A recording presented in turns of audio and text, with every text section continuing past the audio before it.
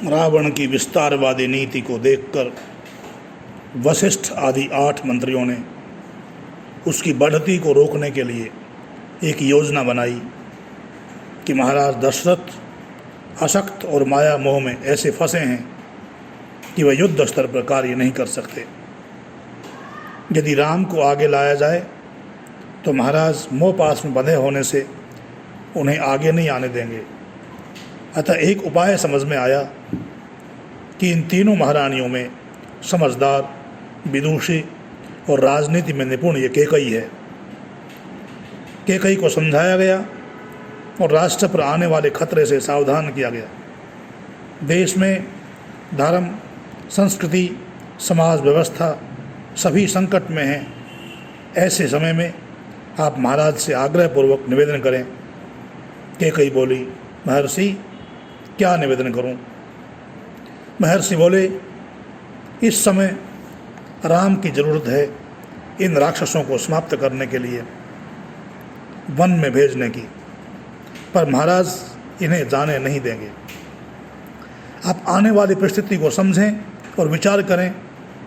महाराज राम को राजगद्दी देना चाहते हैं, भरत मामा के घर हैं, आप इन बातों पर विचार करें। एक और घर है, दूसरी ओर राष्ट्र को बचाना है। आपके लिए परीक्षा की ये कठिन घड़ी है। कैकेयी को सारी बात समझाकर पहले दिए गए जो 2 वचन थे, जो शेष हैं, उन्हें मांगने के लिए तैयार किया गया। प्रथम, राम को वनगमन 14 वर्ष के लिए। दूसरा, भरत को राजगद्दी पर बैठाकर राज तिलक करें। ये महाराज दशरथ से कहा गया। इन बातों से कैकेयी ने महाराज से आश्वासन ले लिया। परंतु दशरथ ने जब राम को 14 वर्ष के वनवास की बात कही, राम पितृभक्त थे, पिता का आदेश पाकर वन जाने को तैयार हो गए। साथ में महारानी सीता और राम भक्त लक्ष्मण सेवा हेतु जाने को उद्यत हुए। इस विषम परिस्थिति में ही कैकेयी की परीक्षा थी कि विचलित न हो सके। पिता के आदेश पर जब प्रस्थान किया राम ने, सर्वप्रथम माता कैकेयी से मिलकर आदेश लिया। महाराज दशरथ की दशा चिंतनीय थी, हालत बिगड़ी और महाराज मृत्यु को प्राप्त हो गए। दूसरी ओर भरत मामा के घर थे। भरत को लाया गया। भरत ने देखा कि अयोध्या सुनसान पड़ी है। घर आकर माता ने सारी बात बताई। राम को 14 वर्ष का वनवास और तुम्हें राजगद्दी दी जाएगी। भरत ने जब सुना तो भाई राम के बिना मैं इस राज्य का क्या करूँगा, और माता कैकेयी के व्यवहार पर बड़ा रोष प्रकट किया। पिता की मृत्यु पर राम को वापस पैरोल पर लाया जा सकता था, परंतु राम को मरने की खबर तक नहीं की गई। अंतिम संस्कार करके शांति यज्ञ कर दिया गया। भाई भरत को चैन कहाँ।